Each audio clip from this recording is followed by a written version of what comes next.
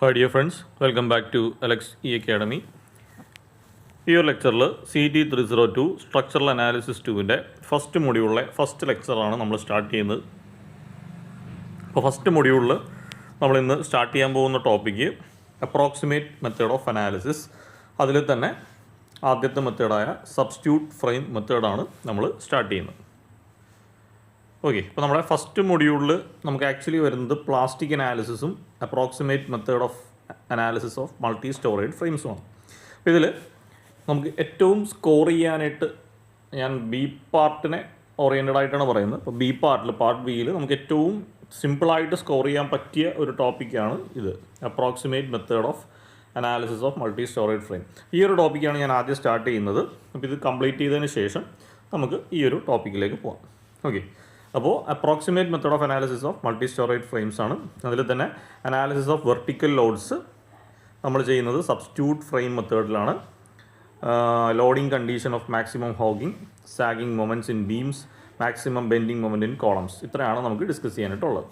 Okay, approximate method of multi storage frame analysis. Okay, അപ്പോൾ നമ്മൾ SA1 ഒരു individual സ്ട്രക്ചറിനെയാണ് analyse ചെയ്തത്, അതായത് ബീം, കോളം, ഫ്രെയിംസ് ഒക്കെ. ഇവിടെ നമ്മളൊരു മൾട്ടി സ്റ്റോറേജ് ഫ്രെയിമിനെയാണ് അനലൈസ് ചെയ്യാൻ പോകുന്നത്. അതിൽ തന്നെ നമ്മൾ മെത്തേഡ് അപ്രോക്സിമേറ്റ് മെത്തേഡാണ്. ഇനി നിങ്ങൾക്കറിയാം, മോഡേൺ കൺസ്ട്രക്ഷനിൽ ഒരുപാട് ഹെവി സ്ട്രക്ചേഴ്സ് നമ്മൾ കൺസ്ട്രക്ട് ചെയ്യുന്നുണ്ട്.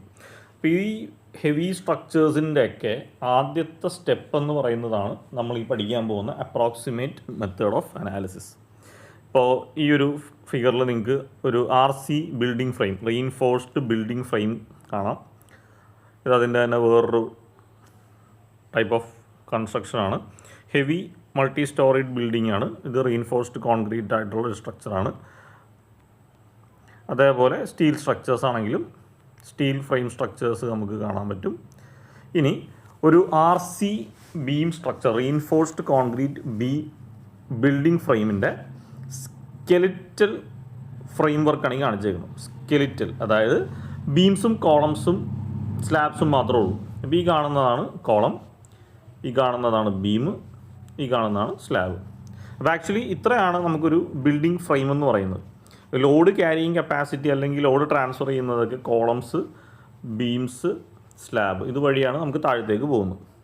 അപ്പോൾ ഏതൊരു മൾട്ടി സ്റ്റോറേജ് ബിൽഡിങ്സ് കൺസ്ട്രക്ട് ചെയ്യുമ്പോഴും ഈ ഒരു ബിൽഡിംഗ് ഫ്രെയിമാണ് നമ്മൾ ആദ്യം ഡിസൈൻ ചെയ്യേണ്ടത്. കോളത്തിൻ്റെ സൈസ്, ബീമിൻ്റെ സൈസ്, സ്ലാബിൻ്റെ തിക്നെസ്, കാര്യങ്ങളൊക്കെ. ഓക്കെ, അപ്പോൾ ബിൽഡിംഗ് ഫ്രെയിം നമ്മൾ സിമ്പിളായിട്ട് നമുക്ക് അനലൈസ് ചെയ്യാൻ വേണ്ടി നമ്മൾ എടുക്കുമ്പോൾ ഈ രീതിയിലാണ്. ഒരു 3D സ്ട്രക്ചറിനെ നമുക്ക് ഈ രീതിയിൽ സിംഗിൾ ലൈൻസ് വെച്ച് നമുക്ക് നൊട്ടേറ്റ് ചെയ്യാം. ഓക്കെ, അപ്പോൾ ആക്ച്വലി ബിൽഡിംഗ് ഫ്രെയിം എന്ന് പറഞ്ഞ ഒരു 3D സ്ട്രക്ചറാണ്. Number of bays in 2 direction right angles to each other. Okay, ഈ കാണുന്ന ഇതിനെയാണ് നമ്മൾ ഒരു ബേ എന്ന് പറയുന്നത്. അപ്പോൾ നമ്പർ ഓഫ് ബേസ് ആയിട്ടുള്ള സ്ട്രക്ചേഴ്സ്, ഇത് അടുത്തൊരു ബേ. അപ്പം ഇങ്ങനെ number of bays 2 mutually perpendicular direction right angles to each other meet ചെയ്യും. ഫോർ എക്സാമ്പിൾ ഇതാ, ഇപ്പം ഇങ്ങനെ ഒരു ബേ ഉണ്ട്, ഇങ്ങനെ ഒരു ബേ വരുന്നുണ്ട്, ഇങ്ങനെ ഒരു ബേ വരുന്നുണ്ട്. ഇനി അടുത്തത് ഈ ഡയറക്ഷനിലേക്ക് വന്നതാ, ഇത് റൈറ്റ് ആംഗിൾസ് ആയിട്ട് മീറ്റ് ചെയ്യുമ്പോൾ നമുക്ക് കിട്ടുന്നതാണ് ആക്ച്വലി ഒരു ബിൽഡിംഗ് ഫ്രെയിമിൻ്റെ 3D സ്ട്രക്ചർ എന്ന് പറഞ്ഞത്. അപ്പോൾ similar 2 sets of plane frames crossing each other at right angles. അപ്പോൾ ബിൽഡിങ്ങിൻ്റെ 3D ഫ്രെയിം എന്ന് പറഞ്ഞാൽ actually 2 set of plane frames ആണ്. ഇതൊരു പ്ലെയിനാണ്, ഇത് വേറൊരു പ്ലെയിനാണ്. ഇത് 90 ഡിഗ്രിയിൽ മീറ്റ് ചെയ്യുന്നതിനെയാണ് നമ്മൾ ബിൽഡിംഗ് ഫ്രെയിംസ് എന്ന് പറയുന്നത്. അപ്പോൾ കുറച്ചുകൂടി നിങ്ങൾക്ക് മനസ്സിലാക്കാൻ വേണ്ടി അതിനെ നമുക്ക് 2D ആക്കി എടുക്കാം. ഇതാ, ഈ പിങ്ക് കളറിൽ കാണുന്നത് ഒരു പ്ലെയിനാണ്, ഇത് അടുത്തൊരു പ്ലെയിൻ, ഇത് അടുത്തൊരു പ്ലെയിൻ. ഇത് നമുക്ക് പറയാം ഇതൊരു X ഡയറക്ഷനിലാണ് ഇരിക്കുന്നത്. ഇനി സിമിലർലി നമുക്ക് എന്തുണ്ട്, ഇത് ഈ കാണുന്നത് Y ഡയറക്ഷനിലുള്ള ഫ്രെയിമാണ്, അതായത് ഈ ബ്ലൂ കളറിൽ കാണിച്ചേക്കുന്ന 1 2 3 4. അങ്ങനെ ഈ X ഡയറക്ഷനിലുള്ള ഫ്രെയിമും Y ഡയറക്ഷനിലുള്ള ഫ്രെയിമും തമ്മിൽ ക്രോസ് ചെയ്യുന്ന സമയത്താണ് നമുക്ക് ആക്ച്വലി ഒരു ബിൽഡിംഗ് ഫ്രെയിം കിട്ടുന്നത്. ജസ്റ്റ് പറഞ്ഞതേ ഉള്ളൂ. ഇനി ബിൽഡിംഗ് ഫ്രെയിംസ് ഏതൊക്കെ ടൈപ്പ് ഉണ്ടെന്നുള്ളത് നോക്കാം. സിംഗിൾ ബേ സിംഗിൾ സ്റ്റോറി, ഇതാണ് സിംഗിൾ ബേ സിംഗിൾ സ്റ്റോറി. അടുത്തത് സിംഗിൾ ബേ ഡബിൾ സ്റ്റോറി, ഇതാ ഒറ്റ ബേ ഉള്ളൂ പക്ഷേ 2 സ്റ്റോറീസ് ഉണ്ട്. അടുത്തത് 3 ബേ, ഇതാ 1 2 3, 3 ബേ 4 സ്റ്റോറി, 1 2 3 4. അപ്പോൾ അങ്ങനെ നമുക്ക് ബിൽഡിംഗ് ഫ്രെയിംസിനെ പല രീതിയിൽ ക്ലാസിഫൈ ചെയ്ത് പറയാം. ഇനി ബിൽഡിംഗ് ഫ്രെയിംസിലുള്ള ലോഡിങ്സ് എന്തൊക്കെയാണ്? അപ്പോൾ ആക്ച്വലി ഇപ്പോൾ ഇതൊരു മൾട്ടി സ്റ്റോറി ബിൽഡിംഗ് ആണെന്ന് എടുത്തു. ഇതെന്താണ് 1 2 3, 3 ബേ എത്ര സ്റ്റോറി ഉണ്ട്? 2 3 4, 4 സ്റ്റോറി. 3 ബേ 4 സ്റ്റോറി ആയിട്ടുള്ള ഒരു മൾട്ടി സ്റ്റോറീഡ് ഫ്രെയിമാണ് ഈ കാണിച്ചേക്കുന്നത്. അതിൽ നമുക്ക് 2 ടൈപ്പ് ലോഡിംഗ് ആണ്. ഒന്ന് വെർട്ടിക്കൽ ലോഡിംഗ്, വെർട്ടിക്കലി വരുന്ന ലോഡിംഗ്. ഇനി അടുത്തത് ഹൊറിസോണ്ടലി അല്ലെങ്കിൽ ലാറ്ററലി വരുന്ന ലാറ്ററൽ ലോഡിംഗ്. അപ്പോൾ 2 ടൈപ്പ് ലോഡിംഗ് ആണ് ഏതൊരു ബിൽഡിംഗ് ഫ്രെയിം എടുത്താലും വരുന്നത്. വെർട്ടിക്കൽ ലോഡിങ്ങും ഹൊറിസോണ്ടലായിട്ട് വരുന്ന ലാറ്ററൽ ലോഡിങ്ങും. ഓക്കെ, ഇനി വെർട്ടിക്കൽ ലോഡിംഗ് എന്തൊക്കെയാണ് വെർട്ടിക്കൽ ലോഡിങ്ങിന് കാരണമാകുന്നത്? Dead weight of the components. ആ ബിൽഡിംഗ് ഫ്രെയിം കൺസ്ട്രക്ട് ചെയ്യുമ്പോൾ അതിൻ്റെ അകത്തുള്ള കമ്പോണൻസ് ആയ ബീം, സ്ലാബ്, കോളം, വാൾസ്, ഇതിൻ്റെ എല്ലാം ഡെഡ് വെയ്റ്റ്, ഇത് എല്ലാം വെർട്ടിക്കൽ ലോഡ്സ് ആണ്. അതേപോലെ ലൈവ് ലോഡ്സ്. ലൈവ് ലോഡ്സ് എന്ന് പറയുമ്പോൾ നമ്മൾ അതിൻ്റെ അകത്ത് ഫേർണിച്ചേഴ്സ് ഇടും, എക്യുപ്മെൻറ്റ്സ് ഇടും, ഇതെല്ലാം ലൈവ് ലോഡ്സ് ആണ്. ഒരു ബിൽഡിംഗ് ഫ്രെയിമിൽ ഉണ്ടാകുന്ന 2 ടൈപ്പ് ലോഡിംഗ് ആണ് വെർട്ടിക്കൽ ലോഡിങ്ങും ഹൊറിസോണ്ടൽ അല്ലെങ്കിൽ ലാറ്ററൽ ലോഡിംഗ്. വെർട്ടിക്കൽ ലോഡിംഗ് എന്ത് മൂലമാണെന്ന് വെച്ച് കഴിഞ്ഞാൽ ഒന്ന് ഡെഡ് ലോഡാണ്, ആ സ്ട്രക്ചറിൻ്റെ തന്നെ ഡെഡ് ലോഡ് പ്ലസ് അതിൻ്റെ അകത്തുള്ള മെറ്റീരിയൽസ് ആയിട്ടുള്ള ലൈവ് ലോഡുകൾ. ഇനി ഹൊറിസോണ്ടൽ ലോഡിങ്ങിന് കാരണമാകുന്നത് മെയിൻലി 2 എണ്ണമാണ്. ഒന്ന് പുറത്തുനിന്നുള്ള വിൻഡ് ഫോഴ്സും പുറത്തുനിന്നുള്ള എർത്ത് ക്വേക്ക് ഫോഴ്സും. ഇത് ആണ് ഹൊറിസോണ്ടൽ ലോഡിംഗ് ആയിട്ട് ആ ബിൽഡിംഗ് ഫ്രെയിമിൽ വരുന്നത്. ഓക്കെ, ഇനി lateral stiffness of A frame. ഒരു ബിൽഡിങ്ങിന് ലാറ്ററലി സ്റ്റെബിലിറ്റി കൊടുക്കുന്നത് അല്ലെങ്കിൽ ലാറ്ററൽ സ്റ്റിഫ്നെസ് എന്താണെന്ന് വെച്ചാൽ the ability to resist the lateral loads depend on. ഒരു ബിൽഡിങ്ങിൻ്റെ ലാറ്ററൽ ലോഡ്സിൻ്റെ റെസിസ്റ്റിംഗ് കപ്പാസിറ്റി ഡിപ്പെൻഡ് ചെയ്യുന്നത് ബീം കോളം കണക്ഷൻ്റെ റിജിഡിറ്റിയാണ്. അപ്പോൾ ഒരു ബീമും കോളവും എത്രത്തോളം റിജിഡായിട്ട് ഫിക്സ്ഡ് ആയിട്ട് ഇരിക്കുന്നുണ്ടോ അത്രത്തോളം ആയിരിക്കും അത് ലാറ്ററൽ ലോഡ്സിനെ റെസിസ്റ്റ് ചെയ്യുന്ന capacity. The lateral resistance can be improved by. അപ്പോൾ ഏതൊക്കെ രീതിയിൽ നമുക്ക് ഒരു ബിൽഡിങ്ങിൻ്റെ ലാറ്ററൽ സ്റ്റെബിലിറ്റി റെസിസ്റ്റൻസ് ഇമ്പ്രൂവ് ചെയ്യാൻ പറ്റും? ഒന്ന്, എക്സ്റ്റേണൽ ബ്രേസിങ്സ് കൊടുക്കാം. ക്രോസിംഗ് ആയിട്ട് നമുക്ക് ബ്രേസിംഗ് സ്ട്രക്ചേഴ്സ് കൊടുക്കാം. അല്ലെങ്കിൽ ഷിയർ വോൾസ് കൺസ്ട്രക്ട് ചെയ്യാം. അപ്പോൾ നിങ്ങൾ എർത്ത് ക്വേക്കൊക്കെ പഠിക്കുമ്പോൾ അറിയാം, എർത്ത് ക്വേക്ക് റെസിസ്റ്റ് ചെയ്യാൻ വേണ്ടിയിട്ട് നമ്മൾ ഷിയർ വോൾസ് കൺസ്ട്രക്ട് ചെയ്യും. സാധാ വോൾസ് അല്ല, ഷിയർ വോൾസ് എന്ന് പറയുമ്പോൾ റീഇൻഫോഴ്സ്ഡ് കോൺക്രീറ്റ് ആയിട്ടുള്ള വാൾസ് ആയിരിക്കും നമ്മൾ കൺസ്ട്രക്ട് ചെയ്യുന്നത്. അപ്പോൾ ഇങ്ങനെ കൺസ്ട്രക്ട് ചെയ്യുന്നതുകൊണ്ട് നമുക്കുണ്ടാകുന്ന ഗുണമെന്ന് വെച്ചാൽ moment resisting connection between beam and column improve ചെയ്യും. ബീമിൻ്റെയും കോളത്തിൻ്റെയും മൊമെൻറ്റ് റെസിസ്റ്റിംഗ് കപ്പാസിറ്റി നമുക്ക് ഇമ്പ്രൂവ് ചെയ്യാൻ പറ്റും. ഇനി നമ്മൾ ഈ ഒരു മൊഡ്യൂളിൽ പഠിക്കുന്നത് approximate method of frame analysis ആണ്. അപ്പോൾ ഫ്രെയിമിൽ നമുക്ക് 2 ടൈപ്പ് ലോഡിംഗ് ഉണ്ടെന്ന് ഞാൻ പറഞ്ഞു. ഒന്ന് ഫ്രെയിമിൽ ആക്ട് ചെയ്യുന്ന വെർട്ടിക്കൽ ലോഡ്സ്, ഒന്ന് ഫ്രെയിമിൽ ആക്ട് ചെയ്യുന്ന ഹൊറിസോണ്ടൽ അല്ലെങ്കിൽ ലാറ്ററൽ ലോഡ്സ്. ഇത് രണ്ടും 2ആയിട്ടാണ് നമ്മൾ അനലൈസ് ചെയ്യുന്നത്. അപ്പോൾ അപ്രോക്സിമേറ്റ് മെത്തേഡ് ഓഫ് അനാലിസിസിൽ തന്നെ നമുക്കിത് രണ്ടും സെപ്പറേറ്റ് ആയിട്ട് ലോഡ് ചെയ്യാം. ഇപ്പോൾ വെർട്ടിക്കൽ ലോഡിങ്സിന് കറസ്പോണ്ടിങ് ആയിട്ട് നമ്മൾ അപ്രോക്സിമേറ്റ് മെത്തേഡായിട്ട് പഠിക്കുന്നതാണ് സബ്സ്റ്റിറ്റ്യൂട്ട് ഫ്രെയിം മെത്തേഡ്. ഇതാണ് ആക്ച്വലി മൊഡ്യൂൾ 1 നമുക്ക് പഠിക്കാനായിട്ടുള്ളത്. ഇനി ഇത് കൂടാതെ നമുക്ക് ലാറ്ററൽ ലോഡ്സ് വരുന്നുണ്ട്, നമ്മൾ ഓൾറെഡി പറഞ്ഞു. അപ്പോൾ ലാറ്ററൽ ലോഡ്സ് ഒരു മൾട്ടി സ്റ്റോറേജ് ബിൽഡിങ്ങിൽ വരുമ്പോൾ അതിന് നമ്മൾ പഠിക്കുന്ന അപ്രോക്സിമേറ്റ് മെത്തേഡ്സ് ആണ് പോർട്ടൽ മെത്തേഡും കാൻഡിലിവർ മെത്തേഡും. ഇത് ആക്ച്വലി നമുക്ക് മൊഡ്യൂൾ 2 പഠിക്കാനുണ്ട്. അപ്പോൾ സിമ്പിളായിട്ട് പറഞ്ഞാൽ അപ്രോക്സിമേറ്റ് മെത്തേഡ് ഓഫ് ഫ്രെയിം അനാലിസിസിൽ ഒരു ഫ്രെയിമിൽ വെർട്ടിക്കൽ ലോഡ്സ് മാത്രമാണ് വരുന്നതെങ്കിൽ അതിനെ അനലൈസ് ചെയ്യാൻ വേണ്ടി നമ്മൾ പഠിക്കുന്ന മെത്തേഡാണ് സബ്സ്റ്റിറ്റ്യൂട്ട് ഫ്രെയിം മെത്തേഡ്. ഇനി ലാറ്ററൽ ലോഡ്സ് ആണ് വരുന്നതെങ്കിൽ അതിന് നമ്മൾ പഠിക്കുന്ന മെത്തേഡാണ് പോർട്ടൽ മെത്തേഡും കാൻഡിലിവർ മെത്തേഡും. അപ്പോൾ അതിൽ സബ്സ്റ്റിറ്റ്യൂട്ട് ഫ്രെയിം മെത്തേഡാണ് മൊഡ്യൂൾ 1 വരുന്നത്, പോർട്ടലും കാൻഡിലിവർ മെത്തേഡാണ് മൊഡ്യൂൾ 2 വരുന്നത്. ഇനി the role of approximate methods in design procedure. എവിടെയാണ്, അതായത് ആക്ച്വലി നമ്മുടെ ഫീൽഡിൽ എപ്പോഴാണ് എങ്ങനെയാണ് നമ്മൾ ഈ approximate method of frame analysis use ചെയ്യുന്നത്? ഇത് നിങ്ങൾ ആക്ച്വലി അറിഞ്ഞിരിക്കേണ്ട ഒരു കാര്യമാണ്. The complete analysis of structure usually requires a knowledge of sizes of all the members which are determined by design decisions. ഇപ്പോൾ നമുക്കറിയാം, നമ്മളൊരു ഡിസൈൻ ചെയ്തതിന് ശേഷം മാത്രമായിരിക്കും നമ്മൾ ആ ബിൽഡിങ്ങിൽ ബീം, കോളം, സ്ലാബിൻ്റെയൊക്കെ സൈസ് ഡിസൈൻ ചെയ്യുന്നത്. അപ്പോൾ അതിന് ശേഷം മാത്രമേ നമുക്ക് ആ ബിൽഡിങ്ങിൻ്റെ complete analysis, load carrying capacity, earth quake analysis, wind analysis എല്ലാം ചെയ്യാൻ പറ്റും. These decisions must be based on the knowledge of the internal forces in the structure that result of an analysis. അപ്പോൾ ഈ രീതിയിൽ നമുക്ക് ഒരു സൈസ് കാര്യങ്ങളെല്ലാം കിട്ടണമെന്നുണ്ടെങ്കിൽ, ഇൻറ്റേർണൽ സൈസ് കാര്യങ്ങളെല്ലാം ഫിക്സ് ചെയ്യണമെന്നുണ്ടെങ്കിൽ നമുക്ക് ആ ബിൽഡിങ്ങിൽ ആക്ട് ചെയ്യുന്ന ഇൻറ്റേർണൽ ഫോഴ്സുകളെ പറ്റിയിട്ട് കറക്റ്റായിട്ടുള്ള നോളജ് ഉണ്ടാവണം. അതിനെ ബേസ് ചെയ്തിട്ടായിരിക്കും എത്രത്തോളം സൈസിലുള്ള ബീം, കോളംസ് ഒക്കെ ഡിസൈൻ ചെയ്യണമെന്ന് നമ്മൾ ഫിക്സ് ചെയ്യുന്നത്. Therefore, to begin with, the structural engineer must make initial guess which is preliminary design. അപ്പോൾ അപ്പോൾ ഈ രീതിയിൽ നമുക്ക് സ്റ്റാർട്ട് ചെയ്യണമെന്നുണ്ടെങ്കിൽ സ്ട്രക്ചറൽ എഞ്ചിനീയർ ആദ്യം ചെയ്യുന്നത് ഒരു ഇനീഷ്യൽ ഗസ്സാണ്. ഒരു ട്രയൽ ആൻഡ് എറർ മെത്തേഡിൽ ആദ്യം ഒരു പ്രിലിമിനറി ഇനീഷ്യൽ ഗസ്സാണ് ഡിസൈനായിട്ട് നമ്മൾ കൊടുക്കുന്നത്. The preliminary design is often based on the approximate analysis and is strongly influenced by past experience, judgment of the engineer. അപ്പോൾ ഈ രീതിയിൽ ഒരു പ്രിലിമിനറി ഡിസൈൻ ചെയ്യുന്നത് പ്യുവർലി അപ്രോക്സിമേറ്റ് അനാലിസിസ് ആണ്. ഇവിടെയാണ് നമ്മുടെ ഈ ഒരു അപ്രോക്സിമേറ്റ് മെത്തേഡിൻ്റെ ഇമ്പോർട്ടൻസ് വരുന്നത്. ആക്ച്വൽ നമ്മുടെ റിയൽ ലൈഫ് സ്ട്രക്ചറൽ എഞ്ചിനീയർ ഈ ഒരു അപ്രോക്സിമേറ്റ് മെത്തേഡ് എടുത്തിട്ടാണ് ഏതൊരു ബിൽഡിംഗ് സ്ട്രക്ചറിൻ്റെയും അനാലിസിസ് ആദ്യം സ്റ്റാർട്ട് ചെയ്യുന്നത്. അത് ഒബ്വിയസ്ലി ആ എഞ്ചിനീയറുടെ എക്സ്പീരിയൻസും ജഡ്ജ്മെൻറ്റിനെയൊക്കെ ബേസ് ചെയ്തിട്ടാണ് വരുന്നത്. Having determined the initial set of member sizes, a more detailed analysis may be determined the forces, displacement, etc. അപ്പോൾ ഈ രീതിയിൽ ഒരു അപ്രോക്സിമേറ്റ് മെത്തേഡ് വെച്ചിട്ട് നമ്മൾ മെമ്പർ സൈസൊക്കെ ഫിക്സ് ചെയ്യും. അതിനുശേഷം എന്ത് ചെയ്യും? ഡീറ്റെയിൽഡ് അനാലിസിസ് ചെയ്യും. ഓരോ ഫോഴ്സും ഡിസ്പ്ലേസ്മെൻറ്റൊക്കെ വെച്ചിട്ട് നമ്മൾ ആ സ്ട്രക്ചറിനെ മൊത്തത്തിൽ അനലൈസ് ചെയ്യും. These may then lead to redesign subsequent reanalysis. അപ്പോൾ ഇങ്ങനെ നമ്മൾ ഡീറ്റെയിൽഡായിട്ട് അനലൈസ് ചെയ്യുമ്പോൾ ചിലപ്പോൾ ആദ്യം ഡിസൈൻ ചെയ്തത് നമ്മൾ റീഡിസൈൻ ചെയ്യേണ്ടി വരും, ചിലപ്പോൾ റീ അനാലിസിസ് ഒക്കെ ചെയ്യേണ്ടി വരും. ഇതൊരു സൈക്ലിക് പ്രോസസ്സാണ്. This cycle continues till stresses and deflection criteria specified in the code is satisfied at the minimum cost. അപ്പോൾ ഈ രീതിയിൽ നമ്മൾ ഈ ഒരു ഡിസൈൻ റീ അനാലിസിസ് ഒക്കെ നമ്മൾ ചെയ്തുകൊണ്ടേ ഇരിക്കുക. എവിടെ വരെ? നമ്മുടെ IS കോഡിൽ പറയുന്ന അത്രയും സ്ട്രെസ്സും ഡിഫ്ലക്ഷൻസ് ഒക്കെ നമുക്ക് ആ സ്ട്രക്ചറിൽ കുറച്ചെടുക്കാൻ പറ്റുന്നത് വരെ, അതേപോലെ കോസ്റ്റ് മിനിമം ആകുന്നവരെ നമ്മൾ ഈ ഡിസൈനും റീഡിസൈനൊക്കെ അങ്ങോട്ടും ഇങ്ങോട്ടൊക്കെ ചെയ്യും.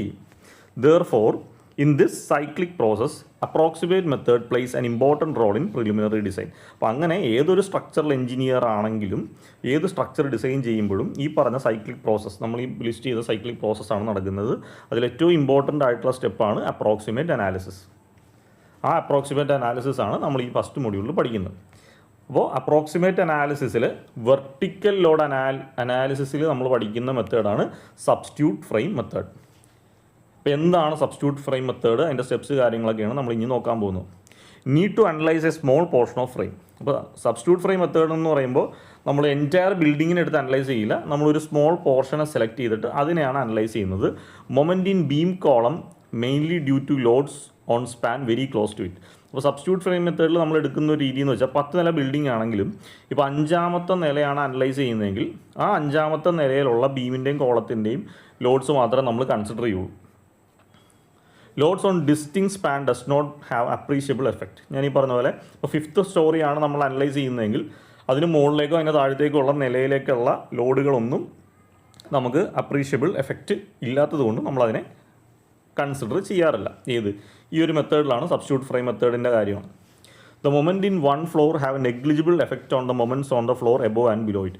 ഒരു സ്റ്റോറി അല്ലെങ്കിൽ ഒരു നിലയിൽ വരുന്ന മൊമെൻറ്റുകളുടെ എഫക്റ്റ് തൊട്ട് മുകളിലോ താഴത്തോ വരുന്ന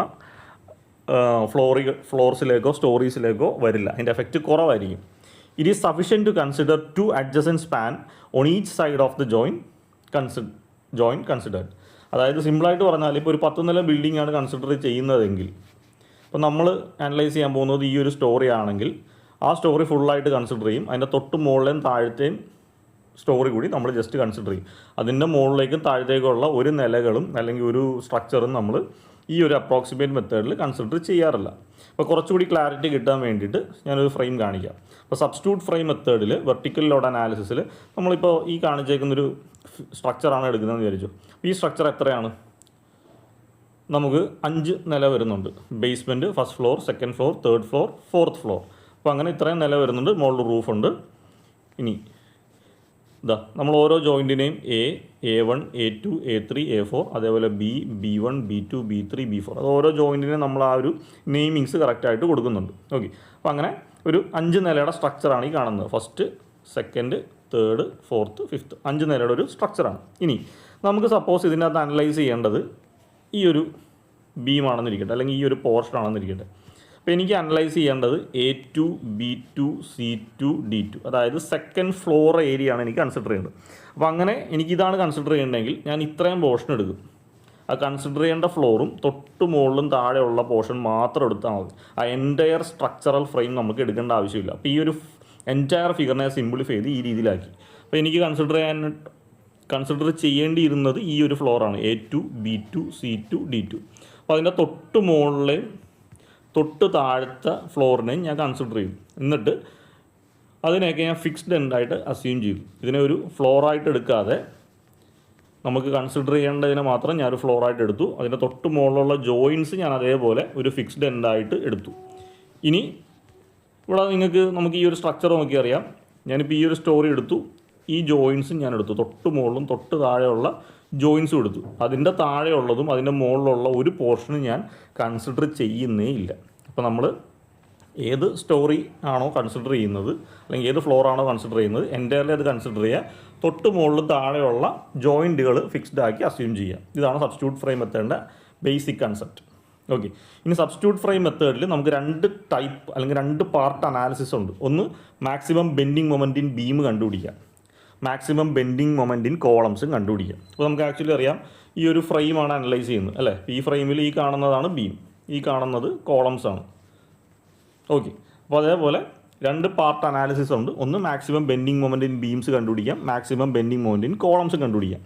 ഇനി maximum bending moment in beams തന്നെ 3 ടൈപ്പ് ഓഫ് രീതിയിൽ നമുക്ക് കണ്ടുപിടിക്കാൻ പറ്റും.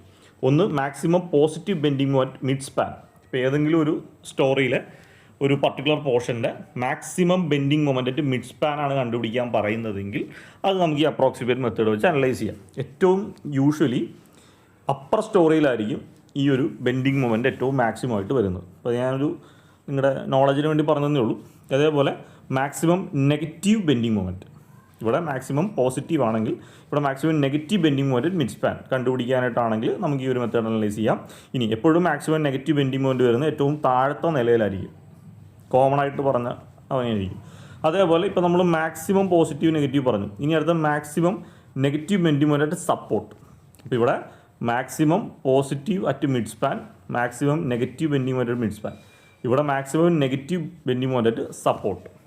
അപ്പോൾ ശരിക്കും പറഞ്ഞാൽ ഇതൊക്കെയാണ് ഇതിൽ ക്രിട്ടിക്കൽ കണ്ടീഷനായിട്ട് വരുന്നത്. അപ്പോൾ നിങ്ങൾക്കൊരു ഫ്രെയിം തന്നിട്ട് ചിലപ്പോൾ സിമ്പിളായിട്ട് ഒറ്റ ക്വസ്റ്റ്യൻ ആയിരിക്കും ചോദിക്കുന്നത്, find the maximum positive bending moment span A B, അല്ലെങ്കിൽ maximum negative bending moment span C D, അല്ലെങ്കിൽ maximum negative bending moment support B. അപ്പോൾ ഈ കണ്ടീഷനിൽ ഏതെങ്കിലുമൊക്കെ ഒരെണ്ണമായിരിക്കും അനാലിസിസിന് എടുത്ത് ചോദിക്കുന്നത്. ഓക്കെ, ഇനി സബ്സ്റ്റിറ്റ്യൂട്ട് ഫ്രെയിം മെത്തേഡിൽ നമ്മൾ ഈ പറഞ്ഞോട്ട് ബെൻഡിങ് മൊമെൻറ്റ് കണ്ടുപിടിക്കാനായിട്ട് അല്ലേ, ഈ പറഞ്ഞൊക്കെ ബെൻഡിങ് മൊമെൻ്റ് ആണ്. Maximum positive bending moment, maximum negative bending moment, maximum negative bending moment support, maximum bending moment column. ഈ രീതിയിൽ പല രീതിയിലും പോയിന്റിലെയും മൊമെൻ്റ് ആണ് കണ്ടുപിടിക്കുന്നത്. അപ്പോൾ അങ്ങനെ മൊമെൻറ്റ് കണ്ടുപിടിക്കാനായിട്ടുള്ള മെത്തേഡ്സ് ഏതൊക്കെയാണെന്നാണ് അടുത്ത് പറയുന്നത്. അപ്പോൾ methods for computing bending moment. Substitute frame മെത്തേഡിൽ ബെൻഡിങ് മൊമെൻറ്റ് കമ്പ്യൂട്ട് ചെയ്യാനായിട്ട് mainly slope deflection method, Kani's method, moment distribution method ഇതാണ് യൂസ് ചെയ്യുന്നത്. സ്ലോപ്പ് ഡിഫ്ലക്ഷൻ മെത്തേഡ് നിങ്ങൾ SA1 പഠിച്ചിട്ടുണ്ട്. മൊമെൻറ്റ് ഡിസ്ട്രിബ്യൂഷൻ മെത്തേഡ് നിങ്ങൾ SA1 പഠിച്ചിട്ടുണ്ട്. ഇനി ആസ് പെർ നമ്മുടെ 2019 സ്കീമിൻ്റെ സിലബസിൽ നമുക്ക് മൊമെൻറ്റ് ഡിസ്ട്രിബ്യൂഷൻ മെത്തേഡ് വെച്ചിട്ടുള്ള ബെൻഡിങ് മൊമെൻറ്റ് അനലൈസിസ് ആണ് നമുക്ക് പഠിക്കാനായിട്ടുള്ളത്. ഓക്കെ, അപ്പോൾ നിങ്ങൾ SA1 പഠിച്ച മൊമെൻറ്റ് ഡിസ്ട്രിബ്യൂഷൻ മെത്തേഡ് ജസ്റ്റ് ഒന്ന് പൊടിതട്ടി എടുത്ത് വെച്ചേക്കുക. അത് നമുക്ക് ഇനി അങ്ങോട്ടുള്ള 1-2 മൊഡ്യൂൾ ആവശ്യമുണ്ട്. ഇനി മൊമെൻറ്റ് ഡിസ്ട്രിബ്യൂഷൻ മെത്തേഡ് നിങ്ങൾക്ക് ഓർമ്മയുണ്ടെങ്കിൽ അറിയാം, നമ്മൾ അതിൻ്റെ അകത്ത് നമ്മുടെ ബെൻഡിങ് മൊമെൻറ്റിൽ വരുന്ന ക്യാരി ഓവർ, ബാലൻസിങ് ഇതൊക്കെയാണ് ചെയ്തുകൊണ്ടിരിക്കുന്നത്.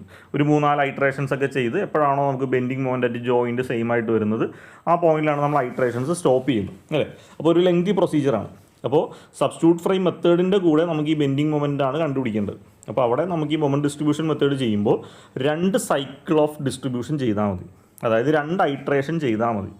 ഇനി നമുക്ക് സെയിം വന്നില്ലെങ്കിൽ പോലും 2 ഐട്രേഷൻ ചെയ്ത് സ്റ്റോപ്പ് ചെയ്യാം. അവിടെ വെച്ചിട്ട് നമുക്ക് ബെൻഡിങ് മൊമെൻറ്റ് ആഡ് ചെയ്യാം. ഓക്കെ, അപ്പോൾ ജസ്റ്റ് ഇപ്പോൾ ഞാൻ പറഞ്ഞു പോകുന്നേ ഉള്ളൂ, നമുക്ക് പ്രോബ്ലം ചെയ്യുമ്പോൾ ഡീറ്റെയിൽ ആയിട്ട് ഇത് പഠിക്കാം. ഇനി ഈ ഒരു സബ്സ്റ്റിറ്റ്യൂട്ട് ഫ്രെയിം മെത്തേഡിൽ വരുന്ന അസംഷൻസ് എന്തൊക്കെയാണ് അതാണ് അടുത്ത് നോക്കുന്നത്. ഇത് യൂഷ്വലി പാർട്ടിലൊക്കെ ചോദിക്കാൻ സാധ്യതയുള്ളൊരു ക്വസ്റ്റ്യൻ ആണ്. This method assumes that the moment in beam of any floor are induced by loading on that floor only. അപ്പോൾ ഈ ഒരു സബ്സ്റ്റിറ്റ്യൂട്ട് ഫ്രെയിം മെത്തേഡ് വെച്ചിട്ട് ഏതെങ്കിലും ഒരു പർട്ടിക്കുലർ ബീം, ഏതെങ്കിലും ഒരു പർട്ടിക്കുലർ സ്റ്റോറി അല്ലെങ്കിൽ ഫ്ലോറിലുള്ള ഒരു ബീമിൻ്റെ മൊമെൻറ്റ് ഉണ്ടാകുന്നത് ആ സെയിം ഫ്ലോറിലുള്ള ലോഡിങ് മൂലം മാത്രമായിരിക്കും. അതായത് നമ്മളൊരു പർട്ടിക്കുലർ ഫ്ലോർ കൺസിഡർ ചെയ്യുമ്പോൾ അതിൻ്റെ മുകളിലോട്ടും താഴത്തോട്ടുള്ള ഒരു നിലയിലുള്ള ഒരു ലോഡും കൺസിഡർ ചെയ്യുന്നില്ല.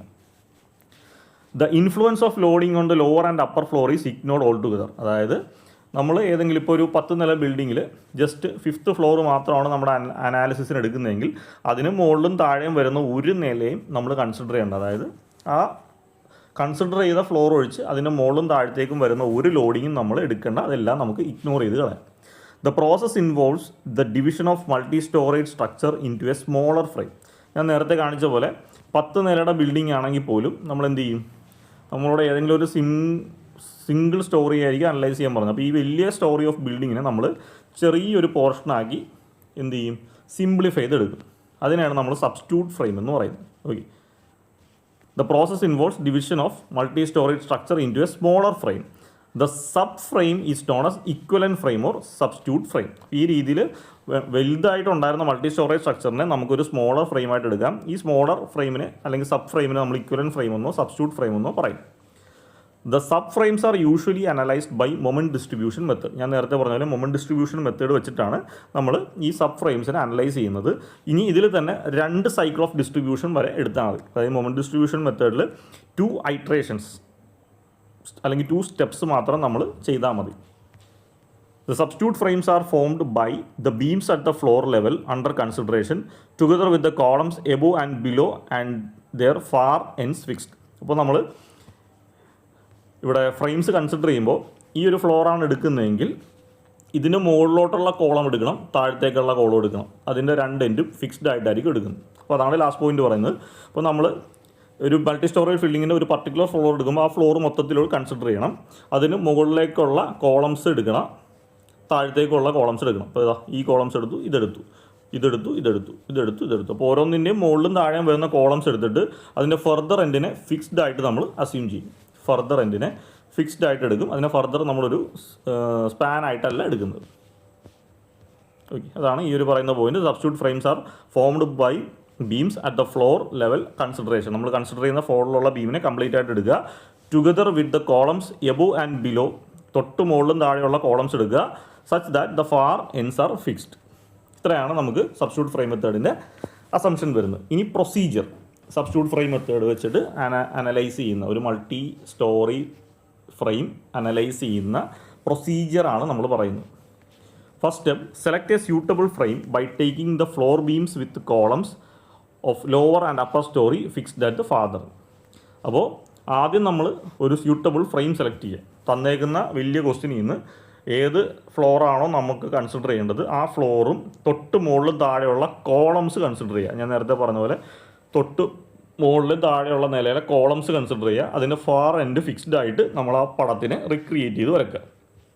Step number 2, calculate dead load, live load on beam. The live load should be arranged based on the given critical condition. Okay, അപ്പോൾ ആദ്യം ആ ബീമിൽ വരുന്ന കംപ്ലീറ്റ് ആയിട്ടുള്ള ഡെഡ് ലോഡും ലൈവ് ലോഡും കാൽക്കുലേറ്റ് ചെയ്യുക. സെപ്പറേറ്റ് ചെയ്ത് കാൽക്കുലേറ്റ് ചെയ്യുക. ഇനി ലൈവ് ലോഡ്, ഡെഡ് ലോഡ് നമ്മൾ ആ ബീമിന് മൊത്തത്തിൽ കൺസിഡർ ചെയ്യും. പക്ഷേ ലൈവ് ലോഡ് നമ്മൾ ആ ബീമിൻ്റെ എൻറ്റയർ സ്പാനിൽ ഡിസ്ട്രിബ്യൂട്ട് ചെയ്യില്ല. എന്ത് ക്രിട്ടിക്കൽ കണ്ടീഷനാണോ ക്വസ്റ്റ്യനിൽ ചോദിച്ചേക്കുന്നത് അതിന് കറസ്പോണ്ടിങ് ആയിട്ടുള്ള അറേഞ്ച്മെൻറ്റ്സ് മാത്രമേ ലൈവ് ലോഡിന് കൊടുക്കാവൂ. അത് ഞാൻ എക്സ്പ്ലെയിൻ ചെയ്ത് തരാം. അടുത്ത step 3, analyse the substitute frame using moment distribution method. അപ്പോൾ മൊമെൻറ്റ് ഡിസ്ട്രിബ്യൂഷൻ വെച്ചിട്ട് നമ്മൾ ഇപ്പോൾ വരച്ചേക്കുന്ന സബ്സ്റ്റിറ്റ്യൂട്ട് ഫ്രെയിം മെത്തേഡിനെ അനലൈസ് ചെയ്ത് ഫൈനൽ മൊമെൻറ്റ് കണ്ടുപിടിക്കുക. അതിനുശേഷം last step, draw shear force diagram and bending moment diagram. അപ്പോൾ ഇതാണ് സബ്സ്റ്റിറ്റ്യൂട്ട് ഫ്രെയിം മെത്തേഡ് ചെയ്യേണ്ട പ്രൊസീജിയർ. ഇനി അടുത്ത ഈ സബ്സ്റ്റിറ്റ്യൂട്ട് ഫ്രെയിം മെത്തേഡിൻ്റെ ലിമിറ്റേഷനാണ് പറയുന്നത്. Limitations, height of all column should be same in A particular story. അതായത് ഒരു നിലയിൽ ഒരു പർട്ടിക്കുലർ ഫ്ലോറിൽ വരുന്ന എല്ലാ കോളത്തിൻ്റെ ഹൈറ്റും സെയിം ആണെങ്കിൽ മാത്രമേ സബ്സ്റ്റിറ്റ്യൂട്ട് ഫ്രെയിം മെത്തേഡ് യൂസ് ചെയ്യാൻ പറ്റൂ. ഇപ്പോൾ ഒരേ നിലയിൽ തന്നെ പല ലെങ്ത്തിലുള്ള കോളംസ് ഉണ്ടെങ്കിൽ സബ്സ്റ്റിറ്റ്യൂട്ട് ഫ്രെയിം യൂസ് ചെയ്യാൻ പറ്റില്ല. Sway of substitute frame is ignored even during unsymmetrical condition. അപ്പോൾ അൺസിമെട്രിക്കൽ ലോഡിങ് ഉണ്ടെങ്കിൽ പോലും നമ്മൾ അതിൻ്റെ അകത്ത് സ്വേ കൺസിഡർ ചെയ്യുന്നില്ല. അപ്പോൾ സ്വേ എന്ന് പറയുന്ന കണ്ടീഷൻ കംപ്ലീറ്റ്ലി അവോയ്ഡ് ചെയ്തിട്ടാണ് നമ്മൾ ഈ സബ്സ്റ്റിറ്റ്യൂട്ട് ഫ്രെയിമിൻ്റെ അനാലിസിസ് ചെയ്യുന്നത്. ഇത് രണ്ടുമാണ് സബ്സ്റ്റിറ്റ്യൂട്ട് ഫ്രെയിം മെത്തേഡിൻ്റെ അപ്രോക്സിമേറ്റ് മെത്തേഡിൻ്റെ അനാലിസിസിനുള്ള ഡ്രോബാക്സ് അല്ലെങ്കിൽ ലിമിറ്റേഷൻസ്. ഇനി അടുത്ത് ഞാൻ പറഞ്ഞു ക്രിട്ടിക്കൽ കണ്ടീഷൻ. ഇപ്പോൾ നമ്മളിവിടെ പ്രൊസീജിയർ പറഞ്ഞപ്പോൾ പറഞ്ഞു ക്രിട്ടിക്കൽ കണ്ടീഷന് കറസ്പോണ്ടിങ് ആയിട്ടാണ് ലൈവ് ലോഡ് ഡിസ്ട്രിബ്യൂട്ട് ചെയ്യേണ്ടത്. അപ്പോൾ മൊത്തത്തിൽ നമുക്ക് 4 ക്രിട്ടിക്കൽ കണ്ടീഷൻസ് ആണ് യൂഷ്വലി ചോദിക്കുന്നത്. അതെന്തൊക്കെയാണെന്ന് നോക്കാം. അപ്പോൾ സബ്സ്റ്റിറ്റ്യൂട്ട് ഫ്രെയിം മെത്തേഡിൽ വരുന്ന critical condition and load arrangements. The dead load and live load arrangements for critical load condition. അപ്പോൾ ക്വസ്റ്റ്യനിൽ നമ്മളോട് ചോദിക്കുവാണ് maximum hogging moment at D. ഇപ്പോൾ ഒരു സ്പാൻ മൊത്തത്തിൽ തന്നിട്ടുണ്ട്. ഇതാണ് നമ്മുടെ സ്പാൻ എന്നിരിക്കട്ടെ, ABCDE ഇങ്ങനെ ഒരു സ്പാൻ തന്നിട്ടുണ്ട്.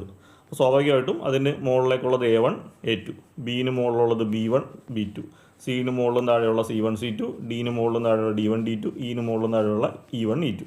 ഈ രീതിയിൽ നമ്മൾ ഡിസ്ട്രിബ്യൂട്ട് ചെയ്ത് എഴുതി. ഓക്കെ, ഇനി ഞാൻ പറഞ്ഞു നമ്മൾ ആ കൺസിഡർ ചെയ്ത സ്പാനിൻ്റെ മൊത്തത്തിലുള്ള ഡെഡ് ലോഡ് നമ്മൾ കൺസിഡർ ചെയ്യും. കാൽക്കുലേറ്റ് ചെയ്തിട്ട് dead load through out consider ചെയ്യും. ഇനി ഈ ലൈവ് ലോഡ് കൊടുക്കണം എന്നുള്ളത് കണ്ടീഷൻ നോക്കിയിട്ട് വേണം കൊടുക്കാൻ. അപ്പോൾ മാക്സിമം ഹോഗിങ് മൊമെൻറ്റിൽ D ആണ് ചോദിച്ചേക്കുന്നത് അല്ലേ. അപ്പോൾ D എന്ന് പറയുന്ന ആ ഒരു ജംഗ്ഷനിലെ ഹോഗിങ് മൊമെൻറ്റ്, മാക്സിമം ഹോഗിങ് മൊമെൻറ്റാണ് ചോദിച്ചതെങ്കിൽ D എന്ന് പറയുന്ന ജോയിൻറ്റിന് റൈറ്റ് സൈഡിലും ലെഫ്റ്റ് സൈഡിലും ലൈവ് ലോഡ് ഡിസ്ട്രിബ്യൂട്ട് ചെയ്യുക. ഓക്കെ, അപ്പോൾ മാക്സിമം ഹോഗിങ് മൊമെൻ്റ് അറ്റ് ഒരു പർട്ടിക്കുലർ പോയിന്റ് D എന്നാണ് ചോദിച്ചതെങ്കിൽ ആ D എന്ന് പറയുന്ന പോയിൻറ്റിൻ്റെ തൊട്ട് മുമ്പിലും ഫ്രണ്ടിലുമുള്ള സ്പാൻ, തൊട്ട് മുമ്പിലുള്ള സ്പാൻ ഇത്, കഴിഞ്ഞിട്ടുള്ള സ്പാൻ ഇത്, ഇവിടെ മാത്രം ലൈവ് ലോഡ് കൊടുക്കുക. എന്നിട്ട് ഈ സ്ട്രക്ചറിനെ അല്ലെങ്കിൽ ഈ ബീമിനെ അനലൈസ് ചെയ്യുക. ഓക്കെ, ഇനി ഇതേ ക്വസ്റ്റ്യൻ തന്നെ അടുത്തത് maximum sagging moment at mid span BC. അപ്പോൾ നമ്മൾ ക്വസ്റ്റ്യനിൽ പറഞ്ഞേക്കുവാണ് മിഡ് സ്പാൻ BC, ഇതാണ് BC സ്പാൻ. ഓക്കെ, ഈ BC സ്പാനിലെ മാക്സിമം സാഗിങ് മൊമെൻറ്റ് മാത്രമാണ് ചോദിച്ചത്. അപ്പോൾ വീണ്ടും നമ്മൾ സാധാരണ എഴുതുന്ന പോലെ ഫ്രെയിംസ് അതുപോലെ തന്നെ വരച്ചു. ഇനി എന്ത് ചെയ്യും, ഞാൻ നേരത്തെ പറഞ്ഞ പോലെ എൻറ്റയർ സ്പാനിൽ നമ്മൾ ഡെഡ് ലോഡ് ഡിസ്ട്രിബ്യൂട്ട് ചെയ്യും. തുടക്കം മുതൽ അവസാനം വരെ ഡെഡ് ലോഡ് നമ്മൾ ഡിസ്ട്രിബ്യൂട്ട് ചെയ്യും. ഇനി ലൈവ് ലോഡ് കൊടുക്കുന്നത് എങ്ങനെയാണെന്ന് വെച്ചാൽ മാക്സിമം സാഗിങ് മൊമെൻ്റ് ആണ് ചോദിച്ചത് അല്ലേ, എവിടെ BC സ്പാനിൽ. അപ്പോൾ BC സ്പാനിലെ സാഗിങ് മൊമെൻറ്റ് ചോദിക്കുമ്പോൾ BC സ്പാനിൽ ലൈവ് ലോഡ് കൊടുക്കണം. ഇനി ഒന്നിടവിട്ടുള്ള സ്പാൻ, അപ്പോൾ BC സ്പാനിൽ നമ്മൾ ലൈവ് ലോഡ് കൊടുത്തു, അതിൻ്റെ ഫ്രണ്ടിലും ബാക്കിലും കൊടുക്കരുത്. ഒന്നിടവിട്ട് അടുത്ത പോർഷനിൽ ലൈവ് ലോഡ് കൊടുക്കുക, അതിനുശേഷം വീണ്ടും കൊടുക്കരുത്. അപ്പോൾ ഓൾട്ടർനേറ്റീവ് സ്പാനിലാണ് ലൈവ് ലോഡ് കൊടുക്കേണ്ടത്. അപ്പോൾ maximum sagging moment at A particular span, ഇപ്പോൾ BC സ്പാനാണ് ചോദിച്ചതെങ്കിൽ BC സ്പാനിൽ ലൈവ് ലോഡ് കൊടുക്കണം. അതിൻ്റെ ഓൾട്ടർനേറ്റീവ് സ്പാനിൽ, അതായത് തൊട്ടടുത്ത് കൊടുക്കരുത്, ഒന്നിടവിട്ട് തൊട്ടപ്പുറത്ത് വരുന്ന സ്പാനിൽ വീണ്ടും ലൈവ് ലോഡ് കൊടുക്കുക, വീണ്ടും തൊട്ടപ്പുറത്ത് കൊടുക്കരുത്. ഓക്കെ, അപ്പോൾ ഈ രീതിയിലാണ് ഇവിടെ ലൈവ് ലോഡ് ഡിസ്ട്രിബ്യൂട്ട് ചെയ്യേണ്ടത്. അടുത്ത case number 3, minimum sagging moment. അപ്പോൾ നേരത്തെ മാക്സിമം ആയിരുന്നു, ഇവിടെ മിനിമം സാഗിങ് മൊമെൻ്റ് ആണ്. അപ്പോൾ BC എന്ന് പറയുന്ന പോയിന്റിൽ തന്നെയുള്ള മിനിമം സാഗിങ് മൊമെൻ്റ് ആണ് ചോദിച്ചതെങ്കിൽ എന്താണ് വ്യത്യാസം? ഇവിടെയും നമ്മൾ ഡെഡ് ലോഡ് ത്രൂ ഔട്ട് കൊടുത്തു. ഇനി BC എന്ന് പറയുന്ന സ്പാനിലുള്ള മിനിമം സാഗിങ് മൊമെൻ്റ് അല്ലേ, അപ്പോൾ ഇതാണ് BC സ്പാൻ. ഈ BC സ്പാനിൽ ലോഡ് കൊടുക്കരുത്, അതിന് തൊട്ട് മുമ്പിലും ബാക്കിലുള്ള സ്പാനുകളിൽ മാത്രം ലൈവ് ലോഡ് കൊടുക്കുക. അപ്പോൾ ശ്രദ്ധിക്കുക, maximum sagging moment at BC ആണ് ചോദിച്ചതെങ്കിൽ BCയിലും കൊടുക്കണം, ഓൾട്ടർനേറ്റീവ് സ്പാനിലും ലൈവ് ലോഡ് കൊടുക്കണം. മിനിമം സാഗിങ് മൊമെൻ്റ് ആണ് ചോദിച്ചതെങ്കിൽ BCയിൽ കൊടുക്കരുത്, അതിന് മുമ്പിലും ബാക്കിലുള്ള സ്പാനിൽ മാത്രം ലൈവ് ലോഡ് പ്രൊവൈഡ് ചെയ്യുക. ഇനി അടുത്ത case number 4, maximum axial load at column D. അപ്പോൾ ഒരു കോളം പോയിൻ്റ് D, അവിടെയുള്ള മാക്സിമം മൊമെൻ്റാണ് കണ്ടുപിടിക്കുന്നതെങ്കിൽ നമ്മുടെ കേസ് നമ്പർ 1 പോലെ അതിന് തൊട്ട് മുമ്പിലും ബാക്കിലുള്ള സ്പാനിൽ ഫുള്ളായിട്ട് ലൈവ് ലോഡ് കൊടുക്കുക. അപ്പോൾ കോളം D എന്ന് പറയുന്ന പോയിന്റിലെ മാക്സിമം ആക്സിയൽ ഫോഴ്സാണ് കണ്ടുപിടിക്കുന്നതെങ്കിൽ തൊട്ട് മുമ്പിലും ബാക്കിലുള്ള, അതായത് ഡിയുടെ മുമ്പിൽ C ഉണ്ട്, കഴിഞ്ഞിട്ട് E ഉണ്ട്, അപ്പോൾ ആ സ്പാൻ മൊത്തത്തിൽ ലൈവ് ലോഡ് കൊടുക്കുക. ഓക്കെ, അപ്പോൾ നമ്മളിപ്പോൾ 4 ക്രിട്ടിക്കൽ കണ്ടീഷൻ പറഞ്ഞു. ആ 4ലും ആ കണ്ടീഷൻ നോക്കിയിട്ടാണ് എന്ത് ചെയ്യുക, ലോഡ് പ്രൊവൈഡ് ചെയ്യേണ്ടത്. എന്നിട്ടാണ് നമ്മൾ മൊമെൻ്റ് ഡിസ്ട്രിബ്യൂഷൻ മെത്തേഡ് വെച്ചിട്ട് ബാക്കി ഈ ലോഡിനെ അനലൈസ് ചെയ്യേണ്ടത്. ഓക്കെ, അപ്പോൾ ജസ്റ്റ് ഈ പറഞ്ഞ കാര്യങ്ങളൊക്കെ നിങ്ങൾ നോട്ട് ചെയ്ത് കറക്റ്റായിട്ട് വെക്കുക. നമുക്ക് അടുത്ത വീഡിയോ മുതൽ ഇതിൻ്റെ പ്രോബ്ലംസ് സ്റ്റാർട്ട് ചെയ്യാം. അപ്പോൾ നിങ്ങൾക്ക് ഈ പറഞ്ഞ കാര്യങ്ങൾ, കണ്ടീഷൻസൊക്കെ കറക്റ്റായിട്ട് മനസ്സിലാവും. ഓക്കെ, ഈ ലെക്ചറിൽ ഇത്രയാണ് ഉള്ളത്. Thank you.